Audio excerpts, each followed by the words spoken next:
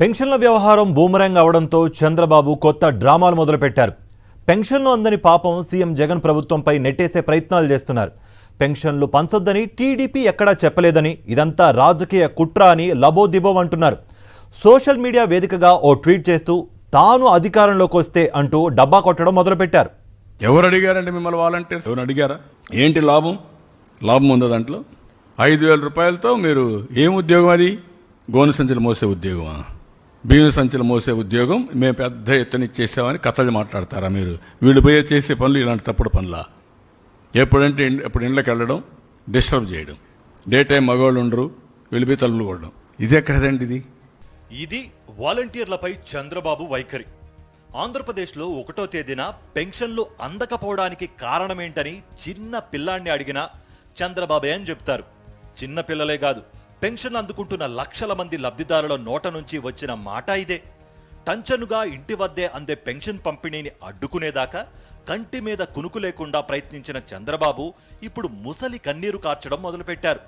పెన్షన్ల వ్యవహారంలో scene reverse అయిందని, జరగాల్సిన డ్యామేజ్ జరిగిపోయిందని, ఇక చేసేదేమీ లేదన్న ఆలోచనతో చంద్రబాబు మరోసారి కుట్ర రాజకీయాలకు తెరతీశాడు. వాలంటీర్లు అర్ధరాత్రి లబ్ధిదారుల ఇళ్ల వద్దకు వెళ్లి తలుపులు తడుతున్నారంటూ గతంలో నోటికొచ్చిన ఆరోపణలు చేసిన చంద్రబాబు లేటెస్టుగా పెన్షన్లు ఇవ్వకపోవడం వెనుక వైఎస్ఆర్సీపీ కుట్ర దాగి ఉందని ఎదురు దాడి మొదలుపెట్టి నీచ రాజకీయాలకు దిగజారారు. పెన్షన్ల పంపిణీ వ్యవహారంలో ఎదురైన తాజా పరిస్థితులతో పూర్తిగా నట్టేట మునగడం ఖాయమని గ్రహించిన చంద్రబాబు కుటిల రాజకీయాలతో మరోసారి కల్లబొల్లి కబుర్లు చెప్పే ప్రయత్నం ప్రారంభించాడు. వాలంటీర్లతో తాము పెన్షన్ పంపిణీ చేపట్టవద్దంటూ ఎవరినీ కోరలేదంటూ ట్వీట్ చేశారు. ఈ సంక్షోభం నుంచి బయటపడేందుకు ఏం చెయ్యాలో తెలియక తప్పుడు ప్రచారంతో, అవాస్తవాలతో రాజకీయ లబ్ధి పొందే ప్రయత్నం చేస్తోందంటూ వైఎస్ఆర్సీపీపై బురద జల్లే ప్రయత్నం ప్రారంభించారు. ఇదంతా పెద్ద రాజకీయ కుట్రని, తన రాజకీయ ప్రయోజనాల కోసం పెన్షన్దారులను ఇబ్బందులు పెట్టే పాలకులు మనకు అవసరం లేదంటూ ట్విట్టర్లో రాసుకొచ్చారు.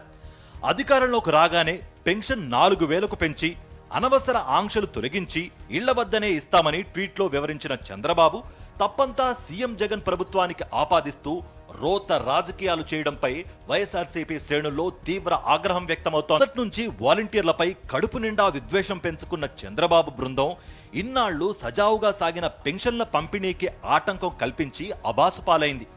రాష్ట్ర ఎన్నికల మాజీ కమిషనర్ నిమ్మగడ్డ ఆధ్వర్యంలోని సిటిజన్ ఫర్ డెమోక్రసీ సంస్థ ద్వారా వాలంటీర్లపై ఫిర్యాదు చేయించి దొడ్డిదారిన వాలంటీర్లను పెన్షన్ పంపిణీ ప్రక్రియకు దూరం ఉంచేలా చేసిన చంద్రబాబుని తిట్టని అవ్వాతాత లేరు. తాను చేసే ఏ కుట్ర అయినా సరే మరొకరిని ముందు పెట్టి చేయడం చంద్రబాబుకి తొలి నుంచి అలవాటు. ఇప్పుడు వాలంటీర్ల కేంద్రంగా పన్నిన కుట్రకు ముందు కూడా నిమ్మగడ్డ రమేష్ ఉన్నాడన్నది జగమెరిగిన సత్యం. వృద్ధులు, వికలాంగులు సైతం పెన్షన్ల కోసం ఎదురు చూసి తమ నిరాశకు కారణం చంద్రబాబేనని తెలుసుకుని తీవ్ర ఆగ్రహం వ్యక్తం చేశారు.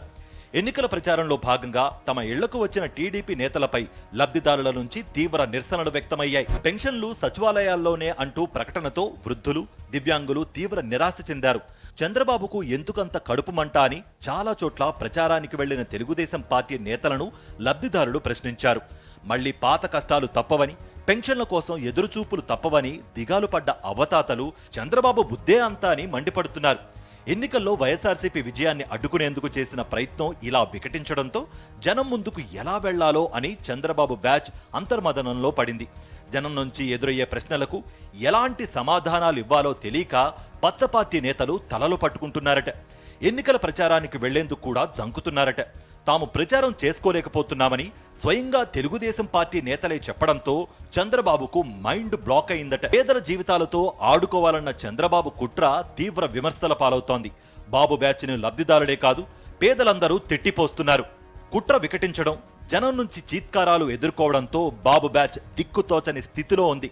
ఈ పరిణామం నుంచి గట్టెక్కేదెలా, జనం ముందుకు వెళ్లేదెలా అనుకుంటూ భారమంతా చంద్రబాబు మీదే నెట్టేస్తున్నారు ఆ పార్టీ నేతలు.